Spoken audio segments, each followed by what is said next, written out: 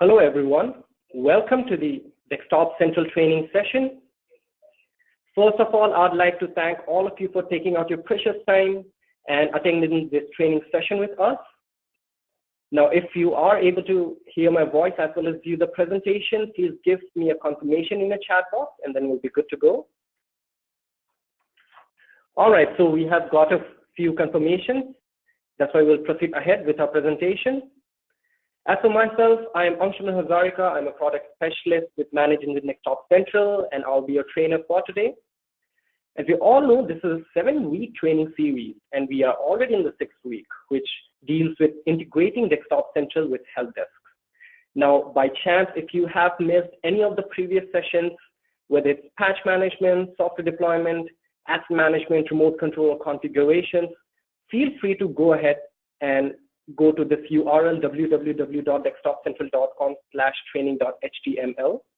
You'll find all the recorded sessions of our previous training schedule of our training sessions right then and there. As for today, for the week 6, we'll be talking about integrating Desktop Central with various helpdesks.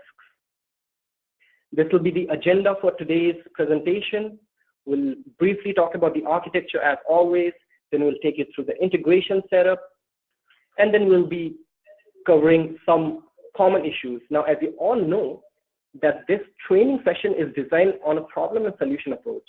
So what we have done here is we have taken real life problems which IT technicians or admins face on a day-to-day basis, and we have solved them using Desktop Central. So that's what we'll be showing you here. We'll show you how to troubleshoot audio issue for a user, or deploy software applications, deploy commercial applications, configurations, maintaining inventory details, and all of this right from your helpdesk console. And we'll also be talking about some basic questions and answers, that is frequently asked questions after that. Now, before I start, I'll just quickly give you an overview of Desktop Central. Now, Desktop Central is a unified endpoint management solution which deals and helps you manage the entire life cycle of endpoints.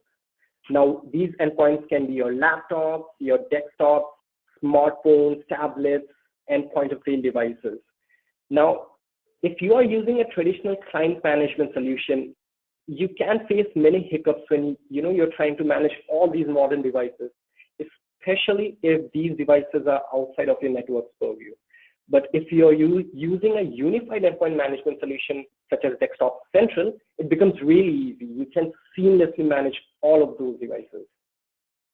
We have recently introduced a UEM edition, which includes all the DC features plus all the OS deployment features as well as the modern management features for Windows 10.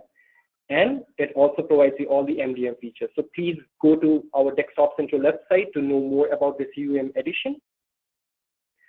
Well, these are the supported OS for Desktop Central. We support Windows, Mac, as well as Linux. These are all the flavors of the operating systems which we support.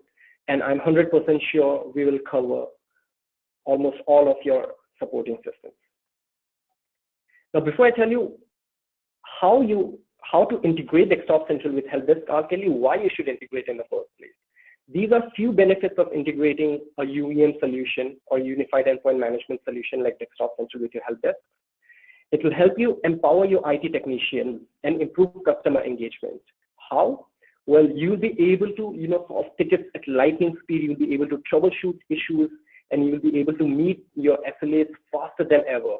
And this will really improve those customer engagement. And it can also help you protect your network with security management, as well as keep a track of all your IT assets. And the best part is you can achieve all of these from a single console with a single sign-on feasibility. So no more switching of consoles, no more jumping from one console to the other. Right from your helpdesk console, you can manage all of this, and you'll just have to sign in once. I'll quickly take you over the architecture now. The architecture is, again, really simple, and we have gone over this quite a few times. It's based on a client and server model. So when you are integrating Desktop Central with ServiceDesk Plus, you'll only be using the Desktop Central clients, Desktop Central agents. So you will be deploying all the agents onto the end user's computer, which will easily let you manage all the devices in your network. You do not need two different agents, just one agent is more than sufficient. Now, let's take a scenario that an end user has requested a software. Now, how will that happen in this architecture? How will the process flow be? So if an end user has requested for a software, the request will be routed to Desktop Central and it will be lodged as a ticket in your ServiceDesk Plus server. Then the IT technician in the ServiceDesk Plus server will analyze that ticket, and based on the circumstances, he will go ahead and initiate the software deployment, which will again be done through the Desktop Central server. Once the software is deployed successfully, the end user's computer right here will update the status of the successful deployment, which will be shown in your ServiceDesk Plus console, and the IT technician can close the ticket instantly. Now, I'm only talking about ServiceDesk Plus here because these are the two products under the same parent company. We'll also cover the other help desks onto the coming slides, but for now, for the benefit of time, we'll focus majorly on ServiceDesk Plus. Now, setting up the integration, I'll just quickly show you how to set up the integration with ServiceDesk Plus. Your first step would be to create an API key in Desktop Central and ServiceDesk Plus. Let me just show it to you how. Now, this is your Desktop Central homepage. I guess all of you must be familiar with this homepage. Just quickly go to the admin settings here, move to ServiceDesk Plus settings under the integrations tab.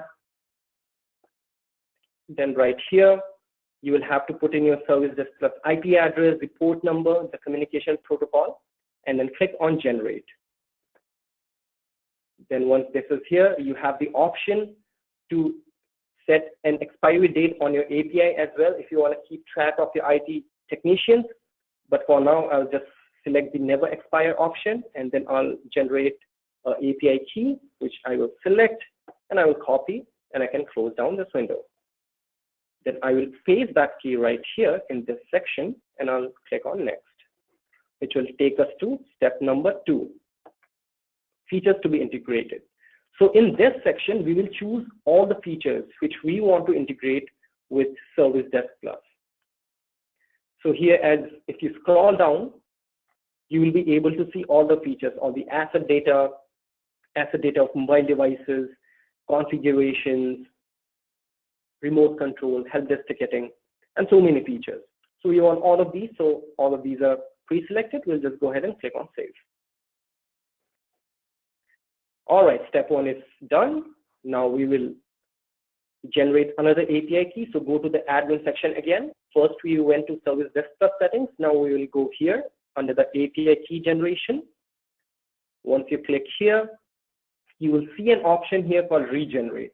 If you are generating this API key for the first time, instead of regenerate, you will have the option generate here. But since I have done it multiple number of times, I have this option called as regenerate.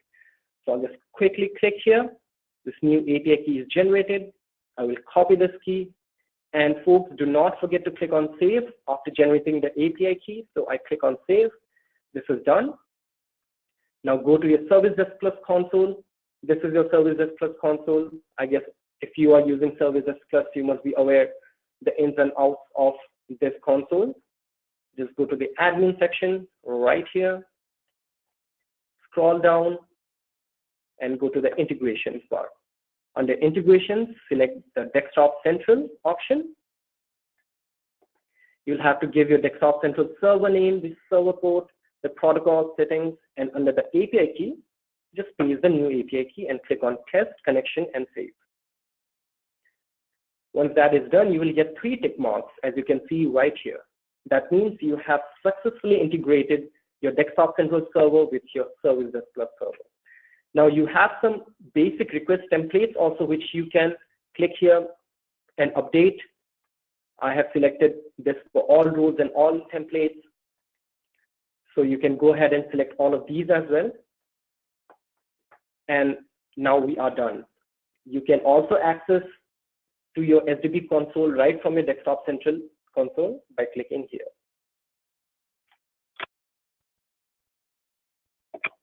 All right, so we are done with the integration. Let me quickly reiterate what all we did. We first generated the API key from Desktop Central, and then we pasted it again from both the places. And then in step 2, we selected all the features, and then we were done with the integration. Now we are going to the use cases. So the first use case, and these are real life use cases here, gentlemen. So let me tell you the first use case, which deals with troubleshooting an audio issue for a user. Now, this is one of the common issues which an IT technician will face regularly. You know, there could be audio issues, video issues. So we have selected audio issue for you here. Now, if it's an audio issue, how will you solve this problem? How will you solve this issue for the specific user who has raised the ticket? Really simple. Assuming you are an IT technician and you are handling ServiceDesk Plus, you will go to requests. A ticket will be generated. So here we have generated a ticket for you, which talks about audio issues. The user has said, unable to hear audio since morning, please help. We can definitely help this user. If you scroll down, you'll see under this section, under the asset section here, this is the asset map to this specific user, which really helps us, you know, we do not have to go ahead and search for this specific user's asset. It's already mapped here. So first, what I'll do is I'll click the first button, which says View Asset Details. Once I click here, a new window will pop up, which will give me all the details about the assets endpoint. I mean, you can get everything from the hardware to the installed software, as well as relationships, history. You can find all the details right here. And you can go here and search if the user, in fact, has the necessary, you know, parts in his computer. I mean, like if he has the necessary software for the audio or not. Now, assuming the user hasn't done anything weird with his computer and everything looks fine here, then maybe, just maybe, the user hasn't updated his audio drivers. Now, if I want to update the user's audio driver, how do I do that? Again, it's really simple. You can select this option right here, and you can go ahead and take a remote control connection using Desktop Central right here.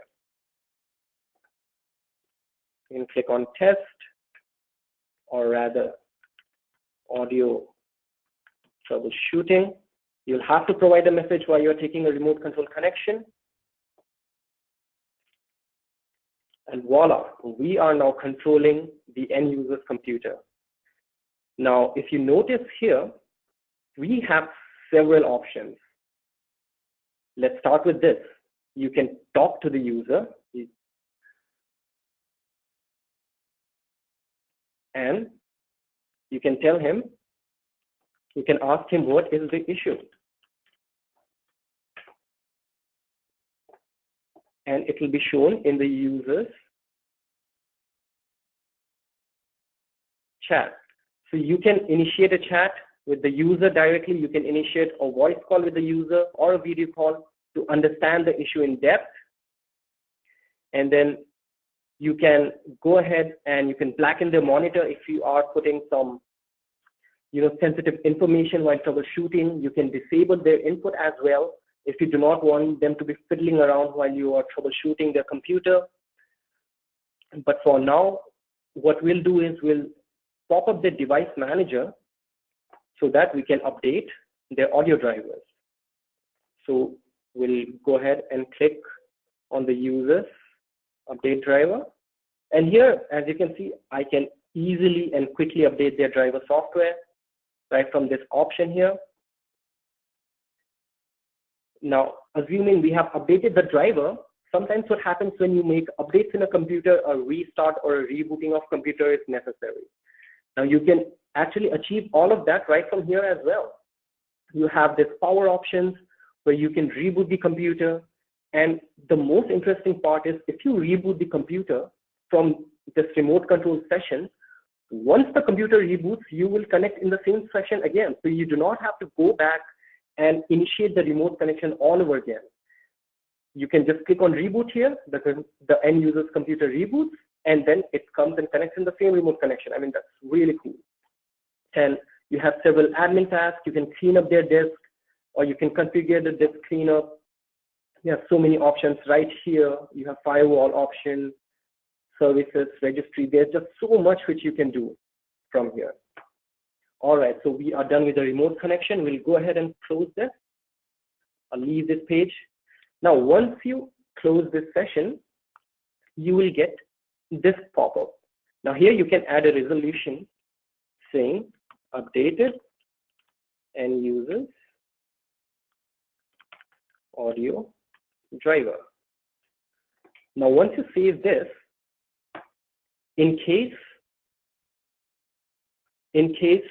this issue pops up again, the other IT technicians will be able to fix this issue quickly by going under this resolution history. They can see, all right, oh, if we update the end user's audio driver, this issue can be resolved, and such issues can be closed even quickly in future. So this is really helpful. Now there are several other ways through which you can actually take remote control, not just from here. You can go to the Actions tab here, and you can click on Remote Control. Again, you can give the reason, and you can initiate the remote control, and it will take you to the same place. And you can take a remote connection from here also. You have this option called Remote Control right here. So there are several ways quickly through which you can take remote control. If you select the remote control option here, you can actually see all the computers. So this is the iframe integration of Desktop Central. So you will be able to see all the computers in your network, and you can technically connect to all the computers, whatever you have in your network, and establish a remote connection.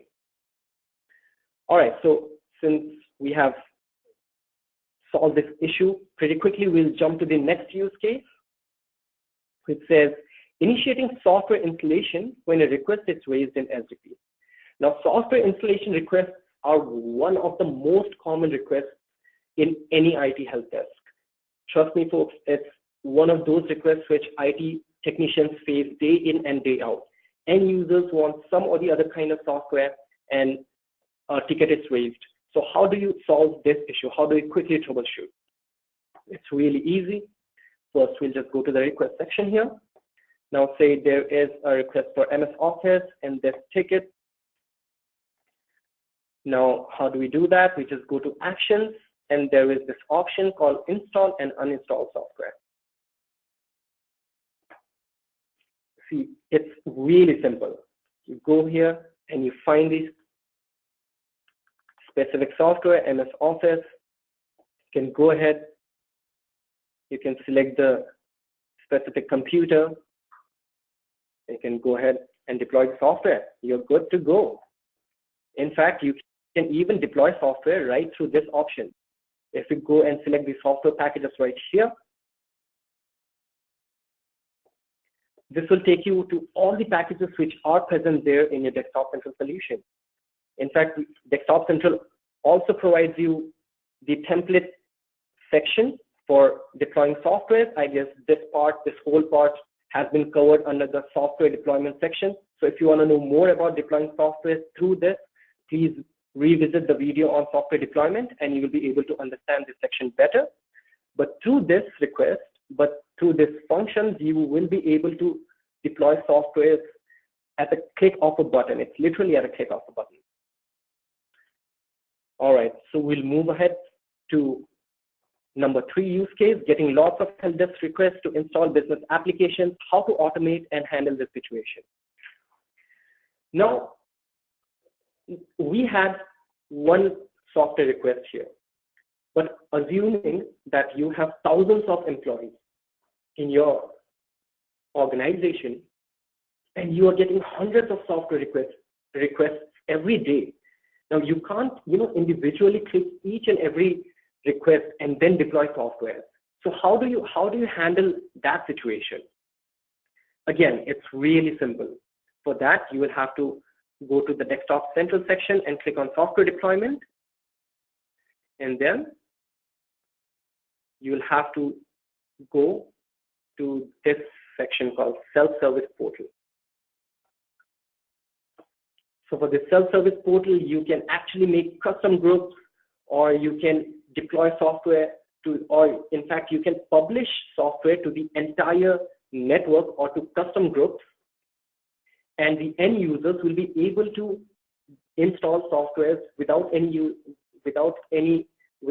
any ticket. Let me just show you how. See, I have created this group for all the computers. If I modify here, as you can see, these are all the available softwares in my network under my purview.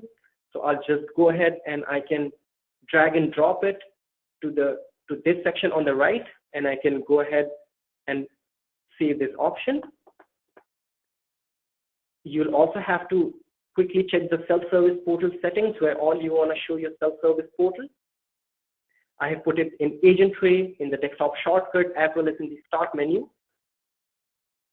And well, there are several other options as well, which you can select here. So if it's in the agent tray icon, for the end user, it will look something like this. If the end user wants the software, they can click on the desktop tray icon and they can select self-service portal from here, which will pop up this window for them. Now from here, the user can install software as they wish. They do not have to raise a request at all. They can, whatever software you publish in the self-service portal, they'll be able to access all the software right from here. And it really takes the load off from the shoulders of your IT technician.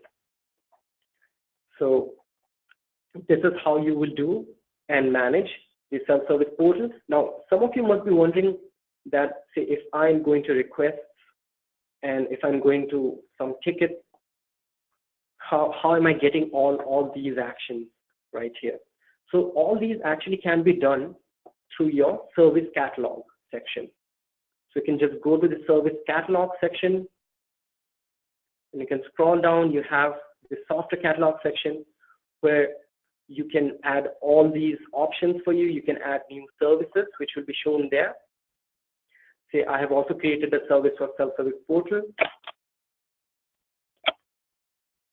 So if I click the self-service portal here, I can select all the workflow and all the necessary fields and items which I have to fill. I can select all of these, and then I can go ahead and save it. And if I go to the software deployment section again, I can just go ahead and paste it right here, the self-service portal template. So this is how you will manage self-service portal as well as deploying software. I would like to take a small time to tell you that we have an expert panel sitting with us here. So if you are having any sort of doubt, whether they are small, silly doubts or really big doubts, feel free to use the chat button and just put down any and every kind of doubts there. My expert team sitting with me here will answer all your doubts live. So we'll move on to the next use case for that matter. The next one deals with approving software for deployment from ServiceDesk Plus. Now we all know there are two kinds of software. There's a commercial software and then there are non-commercial software. So what are commercial software? Commercial software are those software for which you will need licenses to run. In fact, if you use a commercial software without proper licenses, you can face a hefty fine. So now, assuming you have published software in your self-service portal which are commercial in nature as well. So how do you manage that? It's really easy. Again, let me just go to the self-service portal here. If I modify this group, there is this section here, right here, which says requires approval prior to installation. So if you add the softwares which need licenses onto this drop box, and if you modify it, now if the user wants to install any of the softwares which has been published into that Dropbox, they will need your approval. Now, assuming this is a self-service portal,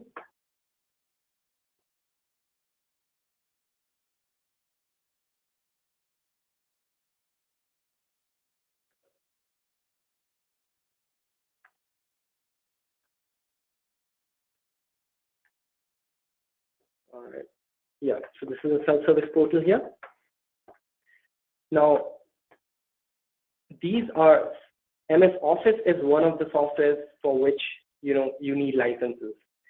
Now, if I want to raise a request, say I need MS Office for official purpose, I will raise a request from here. And then it will be shown in your ServiceDesk Plus console.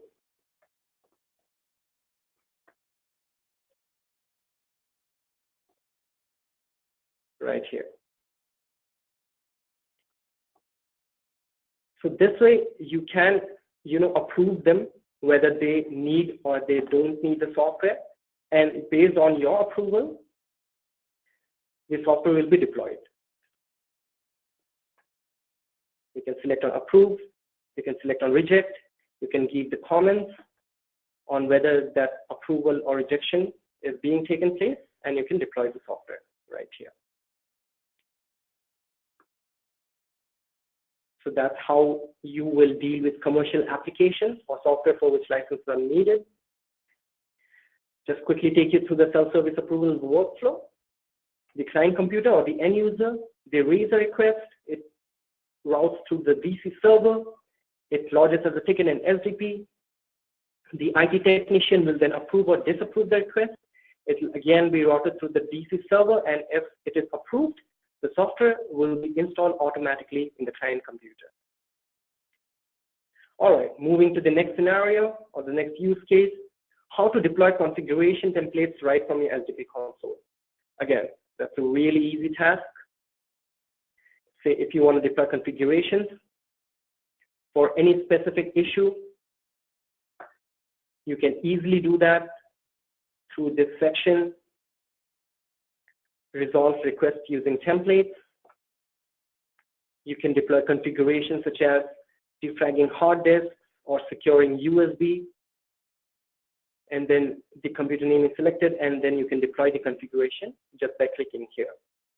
In fact, there is a different way as well. You can just go here and you can select the configuration template here, which will again take you to the iframe integration, where you will be able to find all the configurations right here in front of you. In fact, you'll have all the templates as well. And you can create templates yourself, as well as we give you some predefined templates to manage all the computers in your network really easily. So you can deploy configurations and templates right from here. You can create a configuration, and once the configuration is created, you can deploy it accordingly. So this is how you will deploy configurations from your SDP console. Number 6, maintaining up-to-date inventory information. All software and hardware details in SDP. Now, how do you do that? Now, as you all know, the asset section of SDP is right here. Now, if you select any computer here, it will give you all the necessary data on that asset. Now, what happens here is that we are using the Desktop Central agent. Now, the Desktop Central agent has an intelligent scan. Now, what is this intelligent scan? Now, what this Desktop Central agent does is it understands if there has been any change in the hardware or the software of that necessary end user's computer.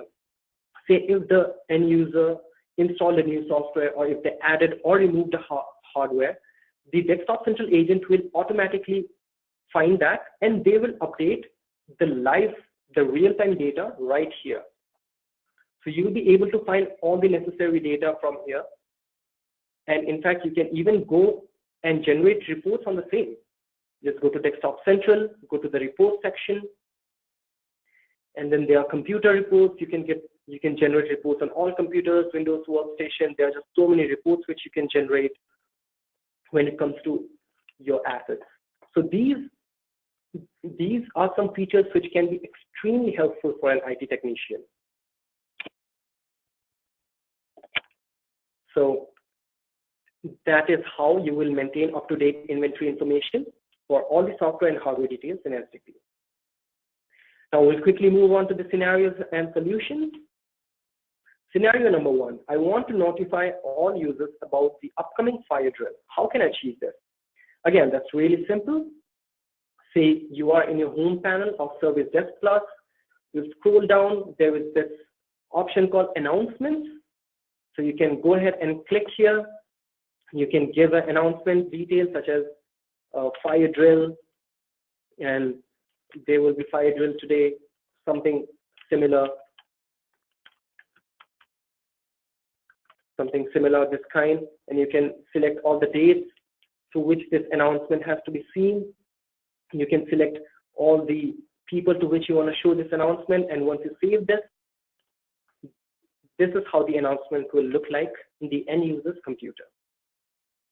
Again, this is a really easy and convenient way to contact or to make an announcement to everyone into your network, or to specific groups for that matter, if you want to do that.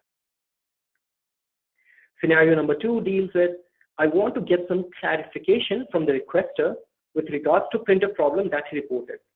What should I do?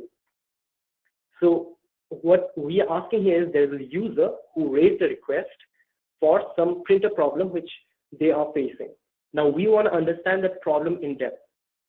Again, that is really easy. You can go to any of the requests and you can go ahead, assuming this is the user who has raised that request. You can go and click here and you can chat with the user. And once you start the chat session with that user, you'll be able to understand their problems in a much better way. You'll be able to ask them in depth about the issues, and you can manage the chat option from the tool section right here as well. Right here, you have this chat section right here also.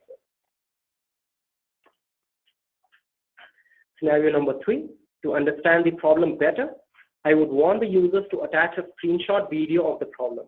How can I achieve this? Again, this is really easy. Say if your end user wants to raise a request directly to the help desk or to your ServiceDesk Plus, they can click onto the agent tree icon here, and they can click on this option called send request to help desk. Under this option, there's a section called attachment where they can set screenshots or screen recordings, and they can directly send a request to us. So once that is done, it will be shown here in a ServiceDesk Plus, and you will be able to view that attachment along with that ticket. Scenario number 4, I want to run a script to repair my audio video application from all the network computers. Can I achieve this? Oh yes, you definitely can. So you want to run scripts. Again, it's really easy. Well, there are 2 ways. Say this is ticket and you want to run a script in this one. You can just go to the Actions tab here and you can select the Run Script option. From here, you can select all the necessary scripts which you want to run. And then you can select the specific domain and for the specific user, and you can go ahead and run that script. You can also run scripts from the configuration section. So just move ahead to the configuration section right here, and you have the script repository. You can add new scripts, or you can use our existing scripts. We give you quite a lot of scripts with Desktop Central, so you can use all of these scripts and you can manage any and every issue. When it was the IP printer problem, you can go ahead and you can manage the IP printer. You can set it up for the user from this option, from the configuration option right here. Or you can deploy a script as well for the same problem. Scenario number 5. What are the other integration opportunities? So we are really proud to tell you that Desktop Central integrates with 4 different third-party help desks, which is Spiceworks, ServiceNow, Zendesk, and Jira. Let me just quickly tell you how it looks like. Say this is your Zendesk console. If you are using Zendesk, this is how it will look like. You will just go to the marketplace to install the Desktop Central agent. So search for Desktop Central app. You can go ahead and you can install it.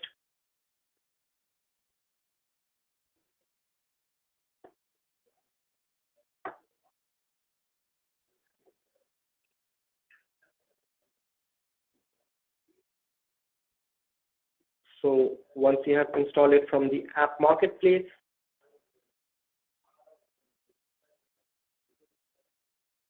it will install the app. So it's going to take a little bit of time, but I'd like to tell you that all these apps in the marketplace are completely free. You do not have to pay a penny to install these apps in your favorite help desk. So once this is done, you can go ahead and go to this option. This option will pop up for you right here. I will go ahead and click next, and I will put the server name.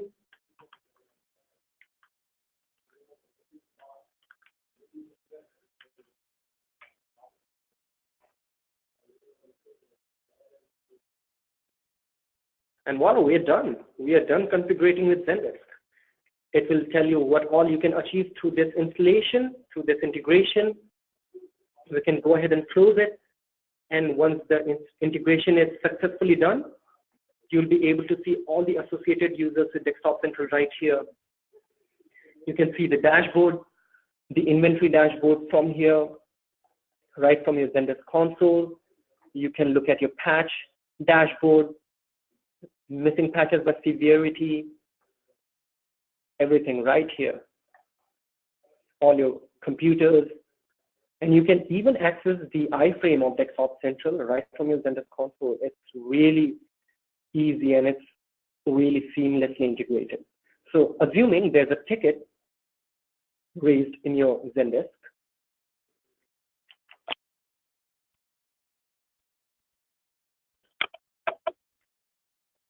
now if a ticket has been raised, you can go ahead and select the remote control option or the deploy software option, and you can do all sorts of troubleshooting right from here.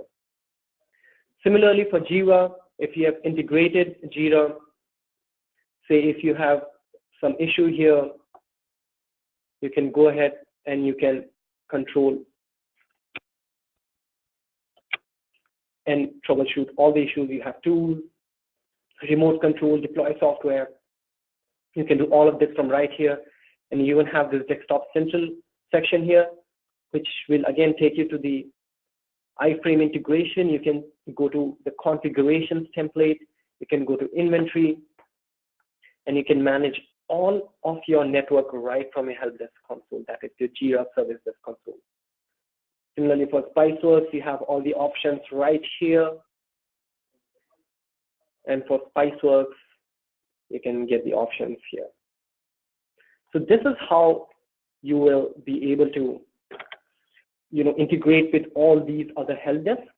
So if you want to learn more about these other products and how to integrate with them and how to leverage Desktop Central for these specific help desks, you can search for this term, Desktop Central integration, or you can go to the URL www.desktopcentral.com/integration.html, and you will get all the details right there. Now, again, we'll move to some basic questions, but if you have any doubts, I'm repeating, we have an expert panel sitting here with us. So go ahead and post all your doubts in the chat section, in the comment section, and we will answer them right then and there. So some common FAQs are, do I still need both the SDP and Desktop Central agent after the integration? No. All you need is the Desktop Central agent and you'll be good to go. Question number 2, I have licenses to manage 500 nodes in ServiceDesk Plus and have purchased license to manage 1,000 computers in Desktop Central. How does integration work in this scenario? So what will happen in this scenario is that the first 500 computers which reaches and posts their status to the ServiceDesk Plus will be the ones you'll be able to manage. So we urge you to purchase equal number of licenses, both for ServiceDesk Plus as well as for Desktop Central. That will, help you manage everything efficiently and easily without having too many problems. Question number 3, do I need to generate separate API keys for all SDP technicians? No, it is not necessary. You can just do it for one key. Question number 4, can I integrate only the tools like remote control and chat instead of complete Desktop Central? Yes, you can certainly do that. Now, as you are all aware that the Desktop Central has several options. I mean, they have several tools. We have remote control, we have system manager, remote shutdown, wake on LAN, chat. So if you don't want all the features of Desktop Central and you just want, certain features from tools such as, hey, I just want the remote control and the system manager and chat, that's enough for me. You can very well go ahead and do that. Question number 5, how long will it take for the data to be posted from Desktop Central to ServiceDesk Plus? So the Desktop Central server contacts your ServiceDesk Plus server every 90 seconds. So every 90 seconds, new and latest data will be updated in your ServiceDesk Plus. Question number 6, when a computer is added or removed in a domain, should I make the changes manually? Or how can this be handled by Desktop Central? Again, this is really easy. For that, you'll go to the admin settings here, and you'll go to ServiceDesk Plus settings right here. Now, under the feature section, you can modify it, and you can see these options right here. Actions to be performed on Service Desk when computers are removed. So if computers are removed, then they will automatically be removed from your Service Desk Plus console as well. So you do not have to, separately go and remove the assets from your Service Desk Plus console.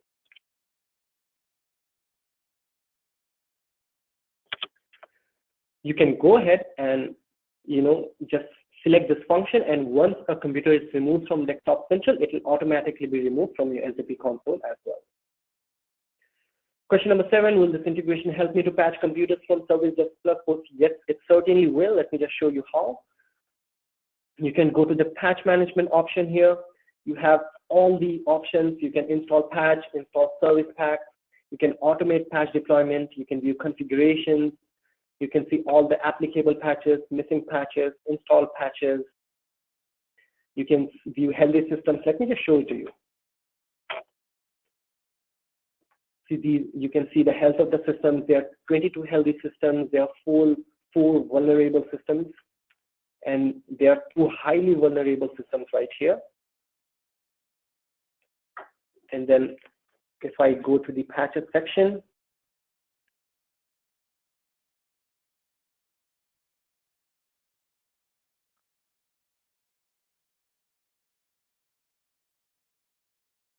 all right, so this is the patch section right here for us.